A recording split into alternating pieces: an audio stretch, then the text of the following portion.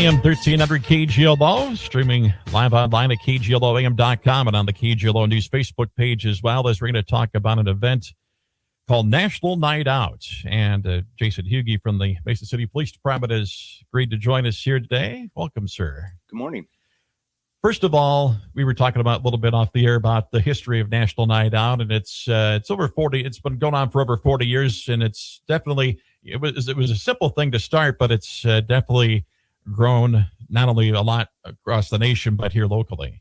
Yeah. It started out with back in '84 with porch lights turning on for the community, and it's grown into what it is today out at the arena, and people coming in and celebrating the community. Yeah, talk a little bit more about, well, of course, locally here, we were talking about, it was in East Park for a while, and then a couple of years, I think we were out, it was out at the arena or out at the fairgrounds, and now it's at the arena, and that it's just been an event that has grown so much, and the arena is the perfect spot for it. Yeah, you don't have to worry about the weather. It's air conditioned, so we don't have to worry about the heat either. So, and we're able to fit a whole lot of different resources into an area where people can get information on a lot of different resources and vendors.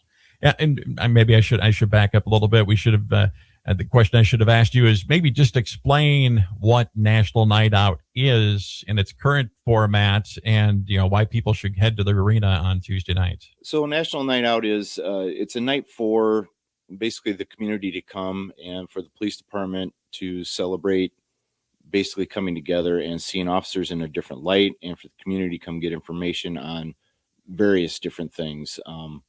They can get information on, well, just about everything. Anything that the community has to offer, they can come and see and get information on. We'll have things from the police department. We'll have different vehicles there, squad cars. Our special operations group will have a vehicle there. The fire department's going to have some vehicles there. State Patrol is going to have their seatbelt convincer there, so they can go down a slide and the seatbelt hits you and stops you. Clearly, police department's going to have some vehicles there also.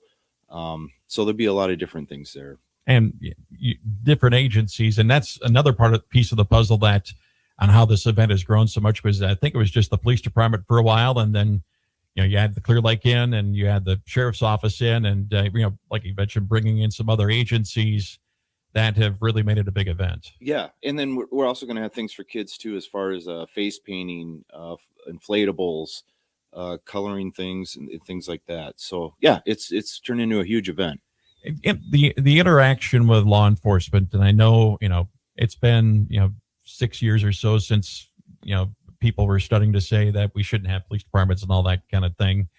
But I think interacting with our police department here, or the sheriff's office, or the state patrol, and at this type of event shows that the purpose for law enforcement in this community, and it's not just arresting people for this and that. It's there's a lot of things that the police department does now that they didn't have to worry about maybe 40 or 50 years ago.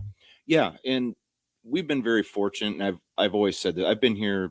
It'll be just next month will be 24 years I've been with this police department, and I've always said that we've been very fortunate in this community, that this community has always been very supportive of our police department, no matter what the issue has been.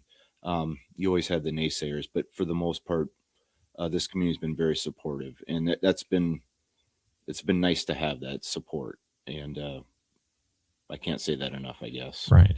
Because you grew up in this community, yes, right? Yes. So born and raised here. Yeah. Just like I was, and I think you were maybe a couple of years ahead of me in high school, but so that adds an extra added to your thoughts that you saw how this community supported the police department growing up, and obviously being part of the police department now, you're seeing that support as well. Yes, absolutely. All right, let's talk. Anything else we should add about what's going to happen on Tuesday night?